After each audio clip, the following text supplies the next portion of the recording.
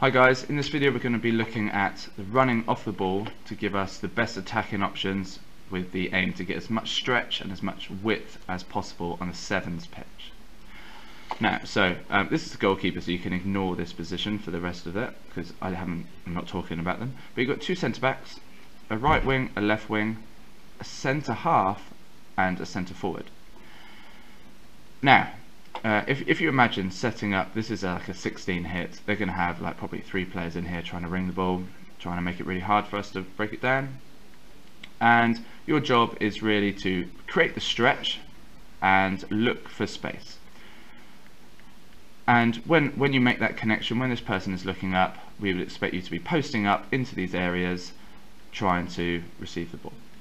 Let's imagine this blue player is a defender. The point I'm trying to make here is you must, if you're going to post up, get in front, and it's okay to pass that ball into there if they're under pressure, because what if the ball goes in there is this person's options. Now obviously you've got 1, 2, 3, 4 players. Even this player probably, as that ball's moved in, step, and you've got that transfer option. But what I really like to see here is a little deflection. If that ball is played hard into that player with confidence, any sort of deflection into that space, we're in on goal. But this video is about stretch and width. So let's take it back. You're going to do the same run, but this time the ball is played out to the wing. Okay, so what you think about is if you're playing in any of these positions, what is your movement going to be? Now, as soon as that ball is played left, I would expect the high striker to get into that area, and that can be a push pass because there's not going to be a defender there. So it'd be a push pass in, and the centre half, you want to get that more direct ball to go.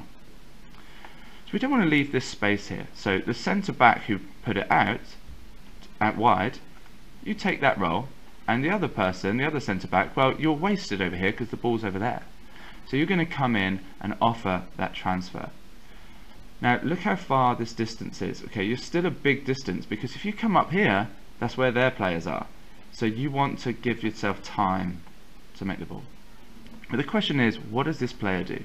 When should this player advance? When should he or she get into this dangerous area? Well, not yet is the answer. Because if we lose the ball here, well, we might have 1, 2 defenders, and then that's bad news for us. So if we get turned over I should say, that player wants to come in. But no matter what happens now, you're going to run fast and hard. That's why we have lots of rotators for these positions. But as soon as that ball is played down the line, I would expect you to then get into that D, get into this dangerous area here. And that's pretty safe because the ball's there. They're not suddenly going to break, and if they do get the ball here, we've got 1, 2, 3, 4 players defending. Okay, so now the ball's there. So what would we expect from these players? Well, get ahead of the ball basically. So let's look at this first one. Okay, so this player is going to get ahead looking for that near post.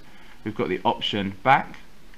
The original defender that took the 16, you're looking to get into this dangerous area, top of the D, and our last defender is going to be on the halfway line.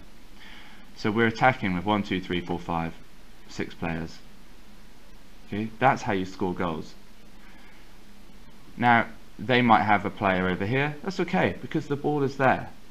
We've got a good chance of winning it back here, and if not, you know, we'll run goal and we'll regroup. But that's a different video. Okay, so let's look at a different scenario. So same thing, same setup. You're both going to post up, start your runs high to get the stretch. It's going to go left, but then from here they've done a really good job. They've transferred, they've blocked it in. This player has no option to go forward. But however, when that ball goes left, what is happening there? So when that ball goes left, I still expect you to make that run, but there's no option. So this time the ball comes back to that player because all of these 3 options were cut off. How would we expect everyone to react? So just ignore that, that shouldn't be there. So this player, definitely you've got to get this ball. We're all good enough to slap the ball hard across here. If you stay too high, it's going to be cut out, so really think about giving yourself the easiest possible time. Now, as soon as that ball is played, obviously these players have got to react. It's definitely not going to go up there anytime soon. It might go back there, but you can make that run again.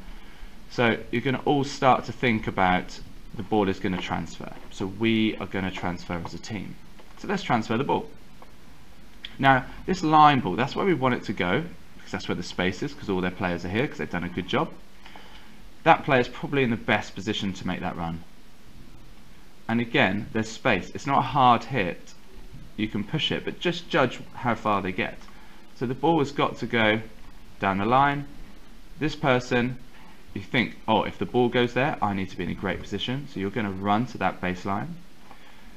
The center half, you're going to be coming in. And you know, these two, you're not influencing the play at this moment in time because the ball is over here. So you've got to come in as well. So transfer again if we need it, and if we get turnover, you're still in a good position to attack.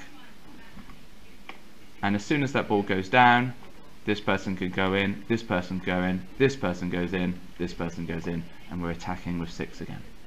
Right, I really hope that makes sense, and I can't wait to see the movement of the ball in our next game.